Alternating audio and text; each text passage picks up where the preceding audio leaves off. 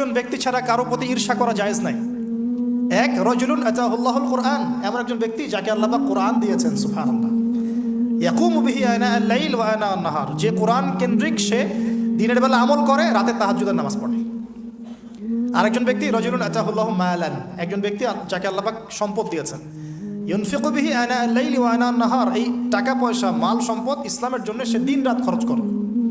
এই দুই ব্যক্তি ছাড়া অন্য কারোর প্রতি ঈর্ষা করা জায়েজ না।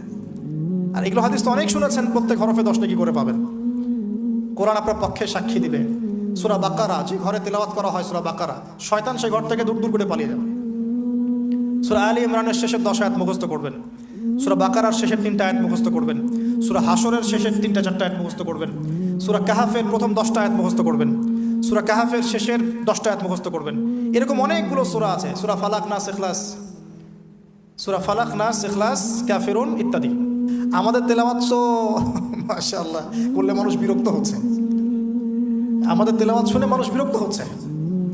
তো আল্লাহর ওয়াস্তে আমি একটু রিকোয়েস্ট করি সবাইকে, আল্লাহর ওয়াস্তে আপনারা সবাই বিশুদ্ধ করে তার তিলের সাথে কোরআন তেলাওয়াত করা শিখবেন ইনশাআল্লাহ। 1 বছর সময় লাগে লাগুক, 2 বছর লাগে লাগুক, 3 বছর লাগে লাগুক, এতে ইনশাআল্লাহ জীবনে বরকত হবে, হায়াতে বরকত হবে, রিজিকে বরকত হবে, আল্লাহর সাথে কানেকশন থাকবে, কোরআনের সাথে আপনার সম্পর্ক থাকবে। কোরআন কাল কিয়ামতে আপনার পক্ষে সাক্ষী দিবে ইনশাআল্লাহ। আল কোরআন হুজ্জাতুল লাকা ওয়া আলাইহি, কোরআন আপনার পক্ষে সাক্ষী দিবে বা বিপক্ষে সাক্ষী দিবে। আল্লাহ রাসূল বলেন, লা হাসাদা ইল্লা ইসনাতাইন, দুইজন ব্যক্তি ছাড়া কারো প্রতি ঈর্ষা করা জায়েজ নাই। এক, রাজুলুন আতাহুল্লাহুল কুরআন, এমন একজন ব্যক্তি যাকে আল্লাহ পাক কুরআন দিয়েছেন, সুবহানাল্লাহ। ইয়াকুমু বিহি আনা আল-লাইল ওয়া আনা আন-নাহার, যে কুরআন কেন্দ্রিক, সে দিনের বেলা আমল করে, রাতে তাহাজ্জুদের নামাজ পড়ে। আরেকজন ব্যক্তি রাজুলুন আতাহুল্লাহু মালান,